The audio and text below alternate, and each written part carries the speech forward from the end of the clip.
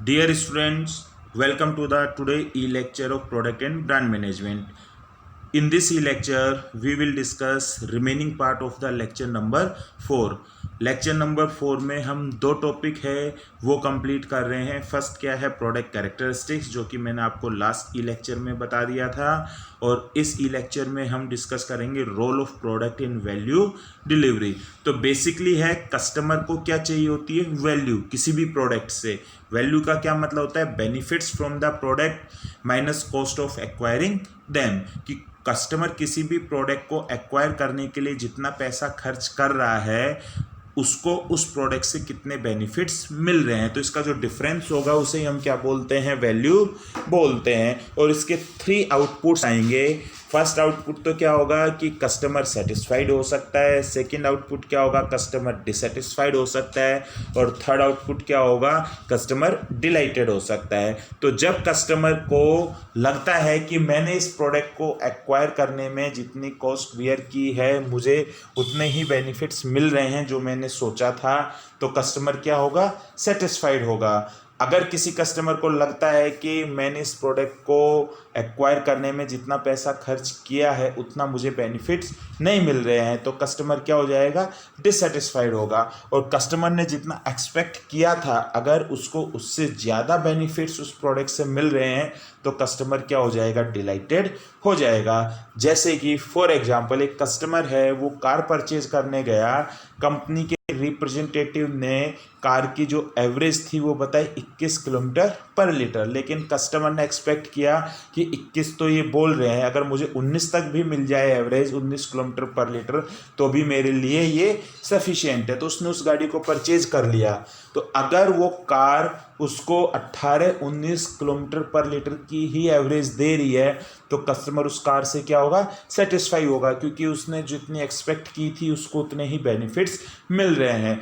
अगर कस्टमर को वो उस कार से 12 या 13 की ही एवरेज मिल रही है जबकि उसने एक्सपेक्ट किया था कि मुझे है 19 किलोमीटर पर लीटर की एवरेज मिल जाएगी, तो कस्टमर उस कार से क्या हो जाएगा, डिससेटिस्फाइड हो जाएगा, क्योंकि उसने उस कार को एक्वायर करने में जितनी कॉस्ट है इंकर की उतने उसे बेनिफिट्स नहीं मिल रहे जितने उसने एक्सपेक्ट किए थे.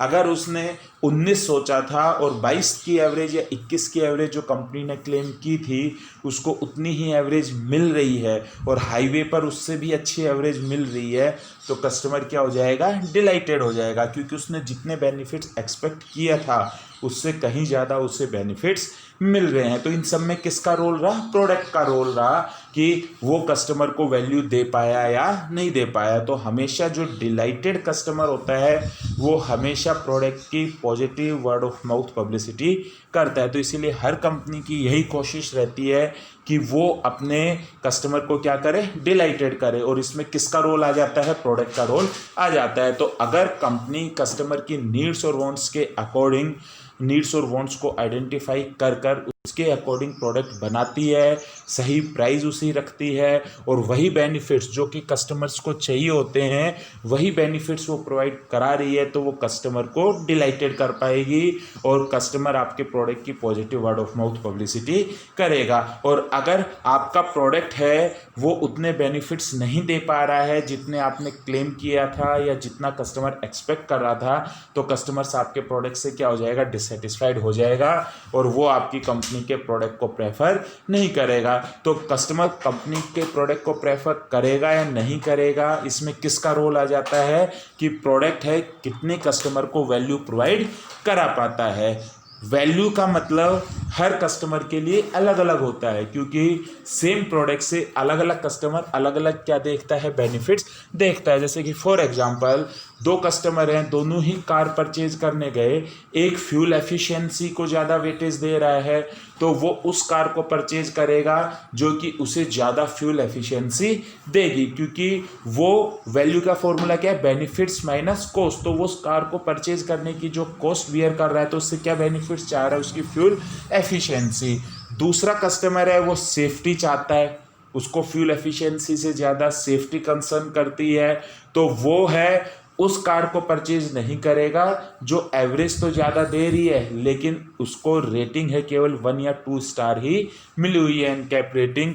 वो उस कार को प्रेफर करेगा जिसको 5 स्टार रेटिंग मिली हुई है, जिसमें सेफ्टी फीचर्स ज़्यादा हैं, चाहे उसकी एवरेज कम हो। तो देखो, एक कस्टमर ने तो फ्यूल एफिशिएंट कार परचेज की, दूसरे ने सेफ कार परचेज की, क्योंकि दोनों का कार से बेनिफिट्स के एक्सपेक्टेशंस क्या थे, अलग अलग थे। इसीलिए कंपनी अलग अलग टाइप की पोजीशनिंग करती है जिससे कि वो कस्टमर्स के बेनिफिट्स के अकॉर्डिंग अपने प्रोडक्ट को क्या कर सके, मैच कर सके। और जितना बेनिफिट्स और कॉस्ट में डिफरेंस है वो ज़्यादा होता जाएगा, ज़्यादा का मतलब नेगेटिव होता जाएगा, कॉस्ट ज़्यादा होती जाएगी और बेनिफिट से उससे कम होते जाएंगे, कस्टमर डिससेटिस्फाइड होगा।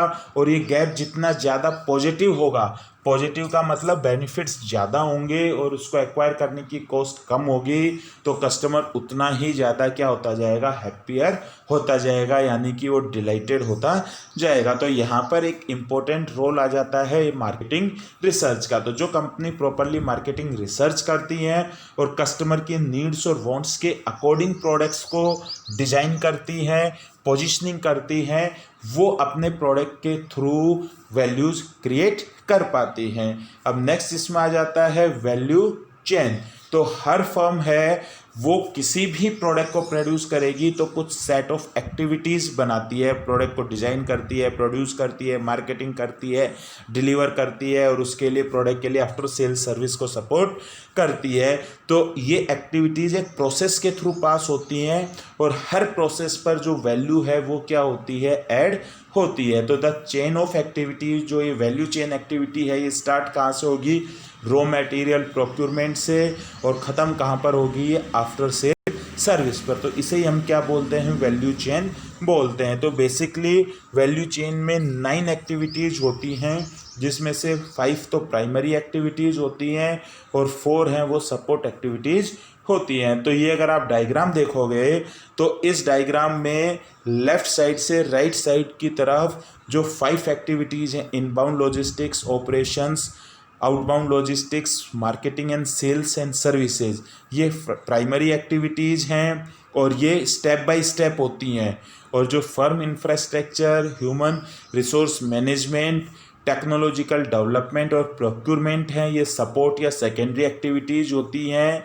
और ये हर 5 प्राइमरी जो एक्टिविटीज़ हैं इनमें इनका रोल होता है। तो फर्स्ट क्या है, प्राइमरी एक्टिविटीज़। तो primary activities are the activities that are involve in creating, distributing, selling and providing after sales assistant for a product. Primary activities are those activities that are involved in the physical creation of the product, marketing and after sale support. तो first क्या है, inbound logistics. तो inbound logistics का मतलब क्या होगा, raw material को purchase करना और उसे ऑर्गेनाइजेशन या मैन्युफैक्चरिंग प्लांट में लेकर आना, इसे हम क्या बोलते हैं, इनबाउंड लॉजिस्टिक। तो देखो यहीं से ही प्रोडक्ट वैल्यू का कॉन्सेप्ट चालू हो गया।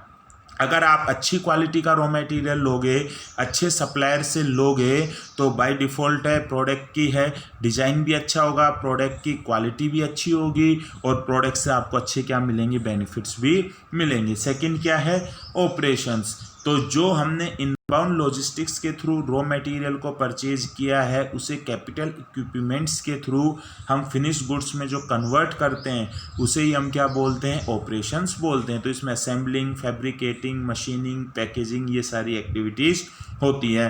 तो अगर प्रोडक्ट की पैकेजिंग प्रॉपर है तो भी कस्टमर को वैल्यू मिलेगी, प्रोडक्ट को प्रॉपर असेंबल किया गया है तो उसमें कोई डिफेक्ट नहीं आएगा तो भी कस्टमर को वैल्यू क्या मिलती है, प्रॉपर मिलती है। नेक्स्ट क्या है, आउटबाउंड लॉजिस्टिक्स। तो आउटबाउंड लॉजिस्टिक्स का क्या मतलब होगा, जो फिनिश गुड्स होती हैं वो मैन्युफैक्चरिंग प्लांट से जो कंपनी के वेयर हाउसेज होते हैं जहाँ से वो प्रोडक्ट है थ्रू आउट कंट्री डिस्ट्रीब्यूट होंगे, उसे हम क्या बोलते हैं, आउटबाउंड लॉजिस्टिक्स बोलते हैं। तो इसमें क्या होगा, it involve shipping of goods which includes warehousing, order processing, scheduling and distribution. तो अगर कंपनी आउटबाउंड लॉजिस्टिक्स प्रॉपर कर रही है, सही टाइम पर सही जगह पर कस्टमर को प्रोडक्ट अवेलेबल करा रही है, तो भी क्या प्रोवाइड करा रही है, वो कस्टमर को वैल्यू प्रोवाइड करा रही है। अगर कंपनी के वेयर हाउसेज प्रॉपर हैं तो वहाँ पे प्रोडक्ट स्टोरेज में ख़राब नहीं होंगे, वेस्टेज कम होगी, तो ये भी क्या होगी, प्रॉपर वैल्यू होगी। नेक्स्ट क्या आ जाती है फिर, मार्केटिंग एंड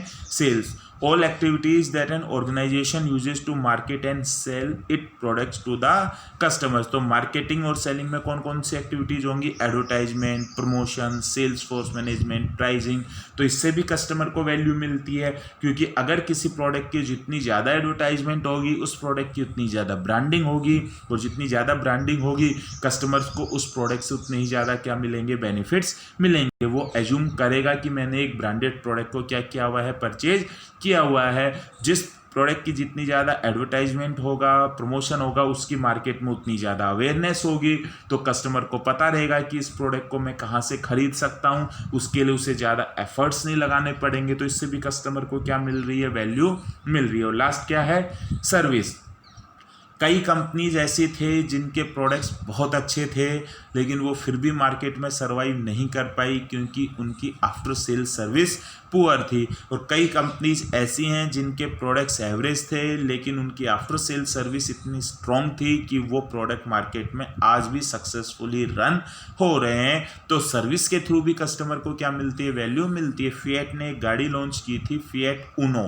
गाड़ी नो डाउट बहुत अच्छी थी, गाड़ी में कहीं कोई प्रॉब्लम नहीं थी। दिक्कत थी सर्विस स्टेशन की। अगर रास्ते में गाड़ी कहीं ख़राब हो जाती थी तो कोई भी मैकेनिक उसको जल्दी से सही नहीं कर पाता था, आपको गाड़ी वहीं छोड़नी पड़ती थी, फिर कंपनी से ही मैकेनिक आते थे, वो उसको सही करते थे। मारुति आज इंडिया में क्यों इतनी ज़्यादा सक्सेसफुल है कि हर दूसरी गाड़ी मारुति नज़र आती है, उसके पीछे है उसका आफ्टर सेल सर्विस की एक छोटी जगह का भी मैकेनिक है, वो मारुति की गाड़ी को ईजिली रिपेयर कर सकता है। मारुति के पार्ट्स हर जगह पर अवेलेबल रहते हैं। तो सर्विस है, जो कस्टमर्स कंज्यूमर ड्यूरेबल्स परचेज कर रहा है तो वो उसमें क्या चाहता है, सर्विस भी चाहता है।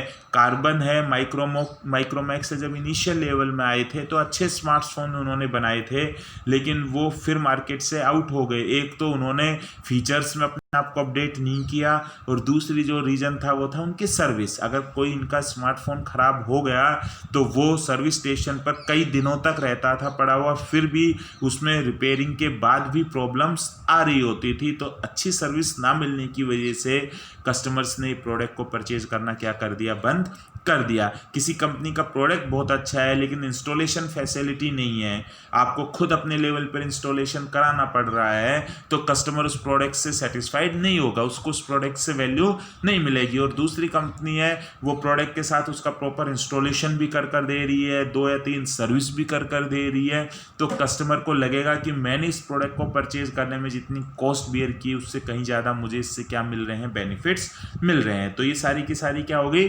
प्राइमरी एक्टिविटी, जिनके थ्रू हम प्रोडक्ट में वैल्यू इंक्रीज कर सकते हैं। क्या क्या हुआ, inbound logistics, operations, outbound logistics, marketing and sales and services. अब नेक्स्ट आ जाता है सपोर्ट एक्टिविटीज़। सपोर्ट एक्टिविटीज़ वो एक्टिविटीज़ होती हैं जो कि प्राइमरी एक्टिविटीज़ को अच्छे ढंग से परफॉर्म करने के लिए सपोर्ट यानी कि मदद करती हैं। तो फर्स्ट क्या है, फर्म इंफ्रास्ट्रक्चर। आप देखो इनबाउंड लॉजिस्टिक के लिए भी इंफ्रास्ट्रक्चर की ज़रूरत पड़ेगी, रॉ मटेरियल को रखने के लिए भी जगह चाहिए होगी, ऑपरेशंस के लिए भी इंफ्रास्ट्रक्चर चाहिए होगी, आउटबाउंड लॉजिस्टिक्स के लिए भी इंफ्रास्ट्रक्चर चाहिए होगी, मार्केटिंग एंड सेल्स के लिए भी इंफ्रास्ट्रक्चर चाहिए होगी, और सर्विस के लिए जगह जगह सर्विस स्टेशन ओपन करने पड़ेंगे, तो उसके लिए भी किसकी ज़रूरत पड़ेगी, इंफ्रास्ट्रक्चर की ज़रूरत पड़ेगी। तो अगर आप इस डायग्राम में देखोगे तो जो प्राइमरी एक्टिविटीज़ हैं वो बेसिकली लेफ़्ट से राइट साइड की तरफ हैं, और जो सपोर्ट एक्टिविटीज़ हैं वो टॉप से डाउन की तरफ हैं। तो अगर आप देखोगे तो फर्म इंफ्रास्ट्रक्चर है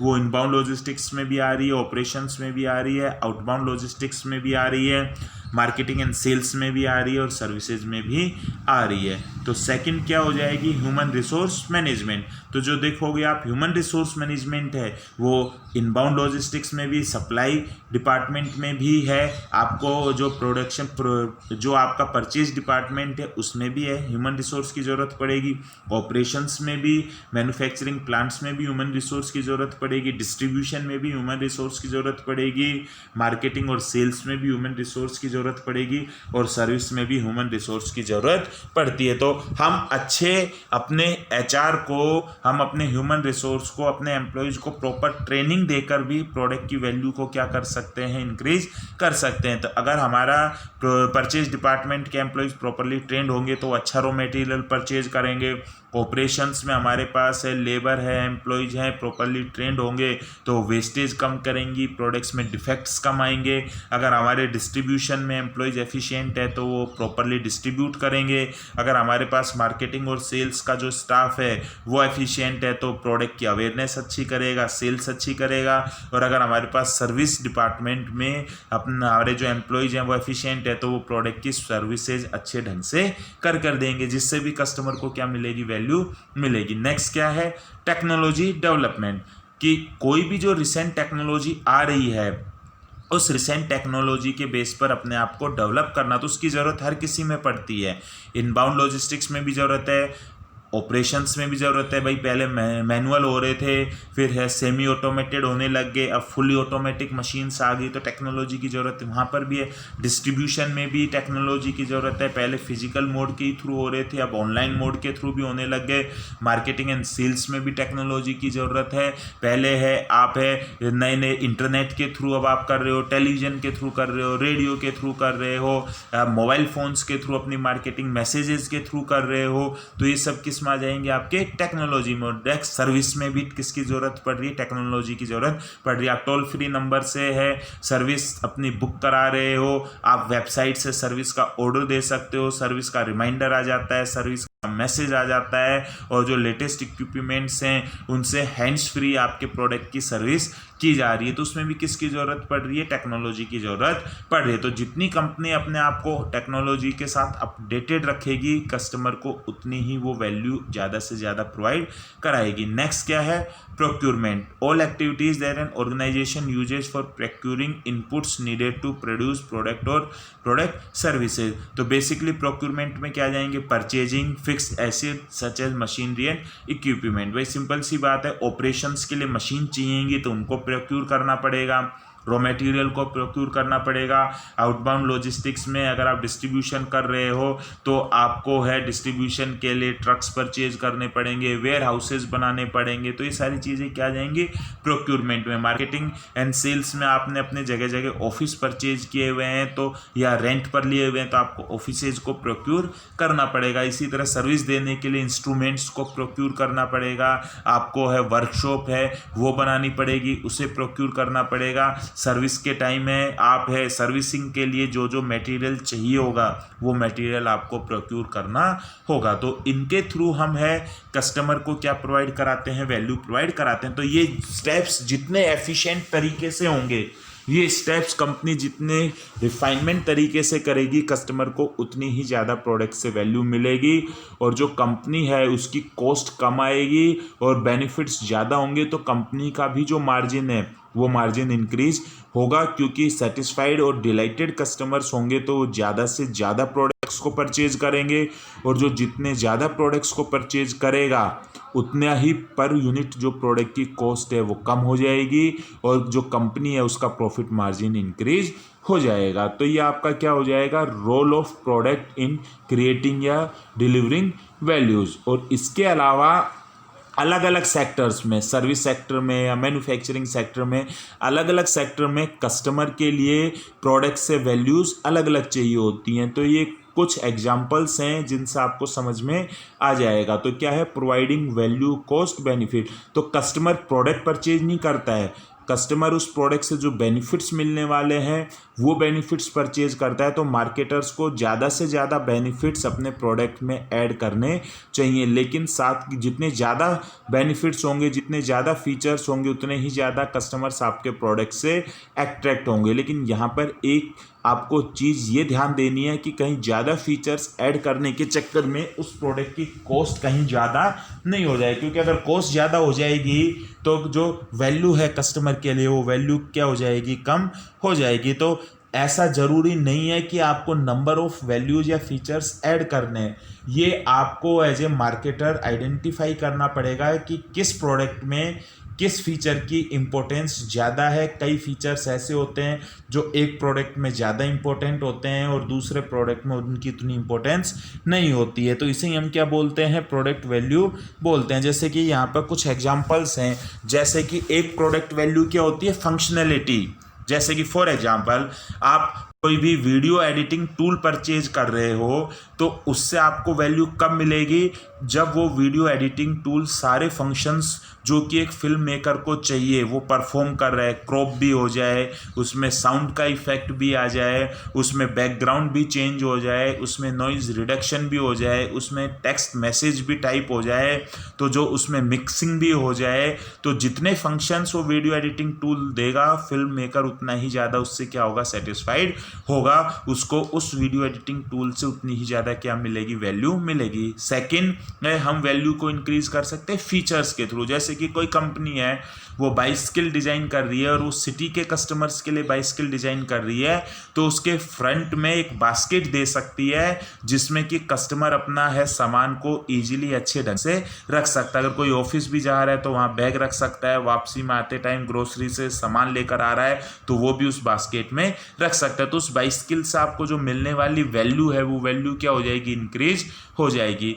नेक्स्ट है प्रोडक्ट वैल्यू कैसे इन्हांस की जा सकती है, यूजेबिलिटी के थ्रू। जैसे कि फॉर एग्जांपल कोई ईमेल टूल है, उसमें जो फीचर्स हैं वो फंक्शंस हैं जो यूज़र एक्सपेक्ट कर रहा था वो ईजी टू यूज हैं, उनको ईमेल में आप उन फंक्शंस को ईजिली यूज कर पा रहे हो तो उससे वैल्यू मिल रही है, और अगर नहीं कर पा रहे हो तो उससे वैल्यू नहीं मिल रही है। मतलब आप मैसेज को सेंड भी कर सकते हो, रिसीव भी कर पा रहे हो। इसके अलावा आप है उस मैसेज में है फ़ॉन्ट चेंज करना चाह रहे हो, एडिटिंग करना चाह रहे हो, वो सारी चीज़ें आपकी हो रही हैं। वो जो आपका ईमेल है वो आपके मोबाइल फ़ोन से भी सिंक्रोनाइज्ड हो रहा है, लैपटॉप से भी सिंक्रोनाइज हो रहा है, तो आपको मोबाइल फ़ोन में भी ईमेल्स मिल रहे हैं, लैपटॉप में भी ईमेल्स मिल रहे हैं। तो हर जगह पर आप उसको हर प्लेटफॉर्म पर क्या कर पा रहे हो, एंड्रॉयड पर भी उसको यूज़ कर पा रहे हो, iOS पर भी यूज़ कर पा रहे हो, विंडोज़ पर भी यूज़ कर पा रहे हो। तो हर जगह उसका यूज है तो उसकी वैल्यू क्या होगी, आपके लिए ज़्यादा होगी। नेक्स्ट क्या है, कन्वीनियंस। कई प्रोडक्ट हैं, उन प्रोडक्ट से हमको वैल्यू कब मिलती है, जब हम उनसे कन्वीनियंट होते हैं। जैसे कि फॉर एग्जांपल एक टैक्सी है, आप अगर उसको इजीली ऑर्डर कर सकते हो तो उसके लिए आपको बहुत ज़्यादा फॉर्मेलिटीज़ की ज़रूरत नहीं है। केवल एक नंबर है, उस नंबर पर आपने क्लिक किया और उसके बाद आपके पास तुरंत फ़ोन आ जाता है, आपकी बुकिंग हो जाती है, एक फॉर्म ओपन हो जाता है, उसमें आप अपनी एंट्री डाल दो कि कब टैक्सी चाहिए, कितने टाइम के लिए, कितने बजे आपको पिक करना है, कहाँ आपको जाना है, और तुरंत आपकी बुक हो गई। और उसके बाद कन्फर्मेशन का मैसेज आ गया, तो उससे आपको क्या मिलेगी, वैल्यू मिलेगी। नेक्स्ट क्या है, कस्टमाइजेशन एंड कंट्रोल।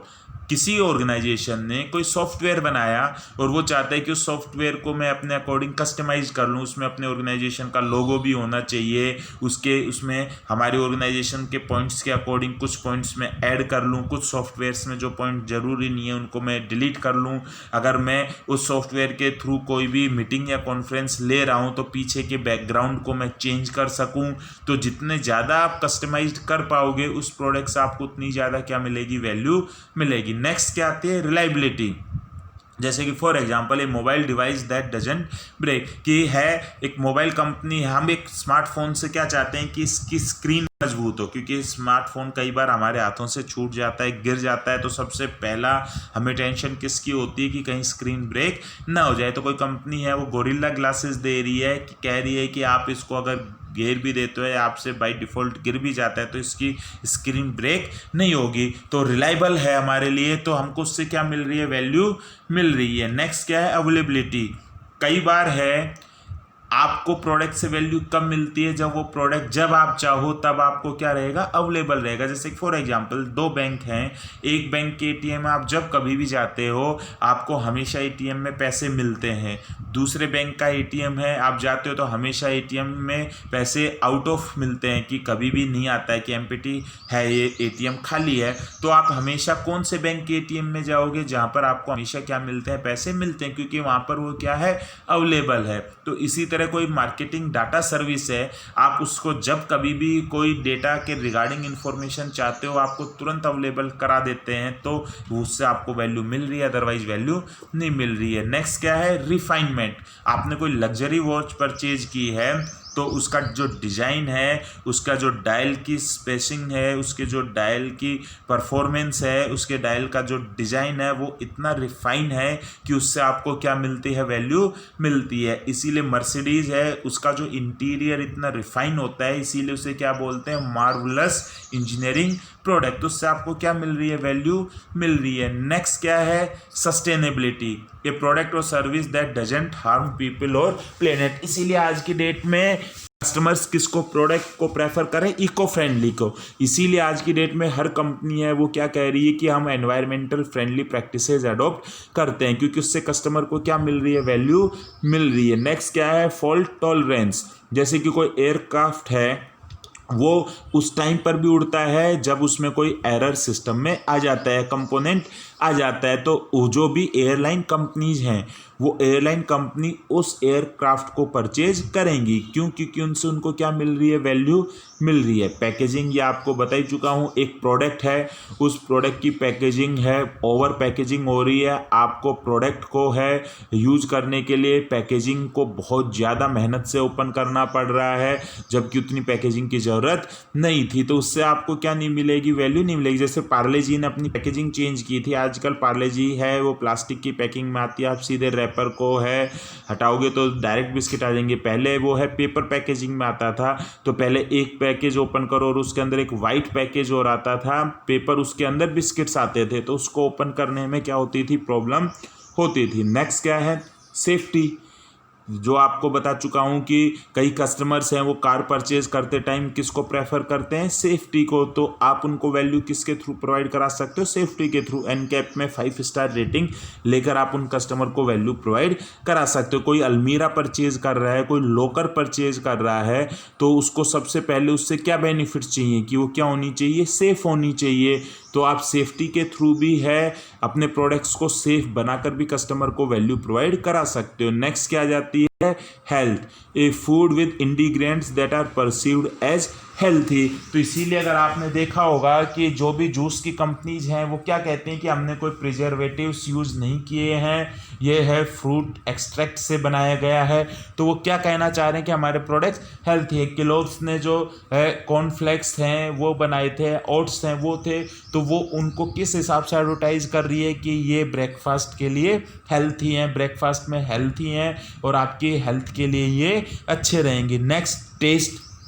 मैगी है वो बेसिकली किस टाइप से वैल्यू प्रोवाइड कराती है, टेस्ट के बेस पर वैल्यू प्रोवाइड कराती है। तो जो फूड कंपनीज होती हैं वो किस हिसाब से आपको वैल्यू देती है, टेस्ट के। तो जैसा मैंने आपको बताया था कि अलग अलग प्रोडक्ट्स के लिए, अलग अलग सेक्टर के लिए कस्टमर अलग अलग क्या चाहता है, बेनिफिट्स चाहता है। नेक्स्ट क्या है, डेकोर। कोई कंपनी है वो इंटीरियर डिजाइनिंग का कर रही है और आपने उस इंटीरियर डिजाइनर को हायर किया हुआ है, तो आप उससे क्या चाहोगे कि आपको वो अच्छे डिकोर दे। जैसे आप अपने घर में वॉलपेपर लगवा रहे हो तो उसमें वॉलपेपर के डिज़ाइंस अच्छे होने चाहिए, वॉलपेपर की ड्यूरेबिलिटी होनी चाहिए, वॉलपेपर्स हैं वो दीवार पर लगे हुए अच्छे नज़र आने चाहिए। तो उसमें आपको क्या बेनिफिट्स चाहिए, डेकोर का बेनिफिट चाहिए कि अच्छी क्वालिटी का वो वॉलपेपर हो जिससे कि उसमें सीलन नहीं आ जाए, वो जल्दी से ख़राब नहीं हो। नेक्स्ट क्या है, लोकेशन। कई बार आपने आजकल देखा होगा कि डे टू डे लाइफ इतनी बिजी हो गई है कि लोग कुछ टाइम के लिए रिफ़्रेश होने के लिए हिली एरियाज़ में जाते हैं, बीच पर जाते हैं या फिर फॉरेस्ट में जाते हैं। तो अगर कोई रिसोर्ट है वो आपको जो पोल्यूशन फ्री एनवायरनमेंट से दूर रख रहा है, हिली एरिया में या बीच एरिया में या फिर फॉरेस्ट में, तो वो आपको क्या दे रहा है, वैल्यू दे रहा है। तो वो वैल्यू किससे प्रोवाइड करा रहा है, लोकेशन से। वो बार बार यही बोलेगा कि शहर की भीड़ भाड़ और पोल्यूशन से दूर है, आप यहाँ पर आइए और रिलैक्स होइए। नेक्स्ट क्या है, स्टाइल। फैशन में कस्टमर को वैल्यू किससे मिलती है, स्टाइल से, कि जो लेटेस्ट फैशन चल रहा है आप उसके अकॉर्डिंग अपने प्रोडक्ट्स को, अपने गारमेंट्स को अपडेट कर रहे हो तो आप कस्टमर को वैल्यू दे रहे हो। और आप अभी भी ओल्ड फैशन्ड प्रोडक्ट्स बना रहे हो तो आप अपनी वैल्यू नहीं दे रहे हो। नेक्स्ट क्या है, एफिशिएंसी। जैसे कि फॉर एग्जांपल आपने घर में अपने सोलर पैनल लगवाया तो आप क्या चाहते हो कि एफिशिएंटली जो सोलर एनर्जी है उसको पावर में कन्वर्ट करे, इसकी एफिशिएंसी अच्छी होनी चाहिए। अगर आपने गाड़ी परचेज की है फ्यूल एफिशिएंसी के बेस पर, तो आप क्या वैल्यू चाहते हो कि गाड़ी मुझे अच्छी क्या दे, फ्यूल एफिशिएंसी दे। रिसाइलनेस का क्या मतलब होगा, ये solar panel system with a battery such as available with the grid goes down, की मतलब सपोर्ट करे कि जैसे कि फॉर एग्जांपल है आपकी गाड़ी है, गाड़ी आपने कन्वर्ट का बोल रखे, तो अगर गाड़ी में पेट्रोल या डीजल खत्म हो जाता है और अगर हाइब्रिड है तो ऑटोमेटिकली इलेक्ट्रिक पर आ जाए। तो अगर सोलर पैनल है, सोलर पैनल में बैटरी है, वो जब से ही ग्रिड है डाउन हो जाए तो वो सोलर पैनल बैटरी को यूज करते हुए सोलर एनर्जी को पावर में क्या कर दे, कन्वर्ट कर दे। कस्टमर सर्विस के थ्रू भी हमें कस्टमर्स को वैल्यू प्रोवाइड करा सकते हैं। सोशल के थ्रू भी हम अपने एम्प्लॉयज़ को ट्रेनिंग देकर सोशल बनाकर भी कस्टमर्स को वैल्यू प्रोवाइड करा सकते हैं। कंपेटिबिलिटी, जैसे कि फॉर एग्जांपल आप जो बैटरी बनाते हो वो हर साइज़ में फिट हो जाती है, रिचार्जेबल बैटरी स्टैंडर्ड साइज़ है, हर जगह उसको यूज़ कर सकते हैं, रिमोट में भी यूज़ कर सकते हैं। इसके अलावा उसको आप टॉयज़ में भी यूज़ कर सकते हो, किसी फ़ोटो फ्रेम में भी यूज़ कर सकते हो लाइटिंग करने के लिए, तो वो आपको ज़्यादा वैल्यू देगी। परफॉर्मेंस, हम इन्वेस्टमेंट कर रहे हैं तो हम उन्हीं म्यूचुअल फंड्स में इन्वेस्ट करेंगे जो कि हमें ज़्यादा क्या दे रहे हैं, रिटर्न दे रहे हैं। हम उन्हीं शेयर्स को परचेज करेंगे जिनसे हमको हाई रिटर्न की परफॉर्मेंस मिलती है। तो शेयर्स में जो जितना रिटर्न देगा उसकी परफॉर्मेंस हम उतनी अच्छी मानेंगे और उससे हमको उतनी ज़्यादा क्या मिलेगी, वैल्यू मिलेगी। ड्यूरेबिलिटी, रिलैक्सो वैल्यू किस हिसाब से देती है कि जो इसकी चप्पल है या फ्लोटर है वो लॉन्ग टाइम तक आप यूज़ कर सकते हो। बैटरी है, ड्यूरेसेल आता है, तो वो भी तो ड्यूरेबिलिटी के बेस पर वैल्यू दे रहा है कि क्योंकि हम बैटरी बार बार चेंज करना नहीं चाहते, हम तो चाहते हैं एक बार बैटरी लगा ली और कई दिनों तक, कई महीनों तक ये बैटरी काम करते रहे। तो उस केस में आप किसके थ्रू है वैल्यू प्रोवाइड करा रहे हो, ड्यूरेबिलिटी के थ्रू। नेक्स्ट क्या है, एक्यूरेसी। आप जीपीएस सिस्टम चाह रहे हो तो आप जीपीएस सिस्टम से क्या चाहते हो, एक्यूरेसी। तो जो जीपीएस सिस्टम जितनी ज़्यादा एक्यूरेट इन्फॉर्मेशन प्रोवाइड कराएगा वो उतनी ही ज़्यादा कस्टमर को क्या दे रहा है, वैल्यू दे रहा है। हमने कोई तोलने की या वेट मेजरिंग मशीन परचेज की है तो हम उससे क्या चाहते हैं, एक्यूरेसी की, हमारा एग्जैक्ट वेट बताए। तो जो बिल्कुल एक्यूरेट होगी उससे हमको उतनी ज़्यादा क्या मिलेंगी, वैल्यू मिलेंगी।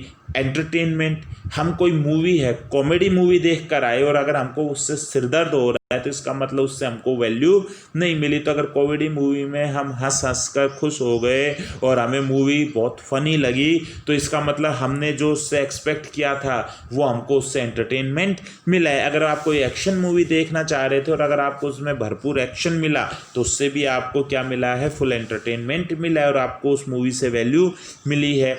इंगेजमेंट, कोई कंपनी है उसने वीडियो गेम बनाया तो वीडियो गेम में इस हिसाब से उसने डिज़ाइन किया लेवल्स की, जो कस्टमर था या जो वीडियो गेमर था वो उसका एडिक्टिव हो गया और वो 24 घंटे वही गेम बार बार खेल रहा है, उसके पेड वर्जन्स भी परचेज कर रहा है, तो उसका मतलब उसको उससे क्या मिल रही है, वैल्यू मिल रही है। नेक्स्ट क्या है, preferences. A pen that saturates paper with ink at a speed that a customers prefer. मतलब क्या होगा कि कोई पेन है, आप पेन से क्या प्रेफरेंस चाहते हो कि पेन है वो इंक को ना छोड़े, क्योंकि कई बार पेपर की क्वालिटी क्या होती है, डाउन होती है। तो कई पेन है उससे इंक से ब्लरिंग हो जाती है। तो अगर आपका पेन है वो प्रॉपर चल रहा है और इंक ब्लर की प्रॉब्लम नहीं आ रही है तो इसका मतलब क्या है कि वो पेन आपको वैल्यू प्रोवाइड करा रहा है, तो आप उसको क्या करोगे, प्रेफरेंस करोगे। तो ये अलग अलग पॉइंट्स होते हैं। इस पॉइंट्स का मतलब क्या होगा कि आप अपने प्रोडक्ट को कस्टमर्स की नीड्स के अकॉर्डिंग वैल्यू प्रोवाइड या बेनिफिट प्रोवाइड कराकर उन्हें सेटिस्फाइड कर सकते हो। तो ये अपना एक टॉपिक था प्रोडक्ट वैल्यू कि क्या प्रोडक्ट का रोल होता है वैल्यू डिलीवर करने में। तो role of product in value delivery, ये क्या हो गया, कंप्लीट हो गया। Thank you very much.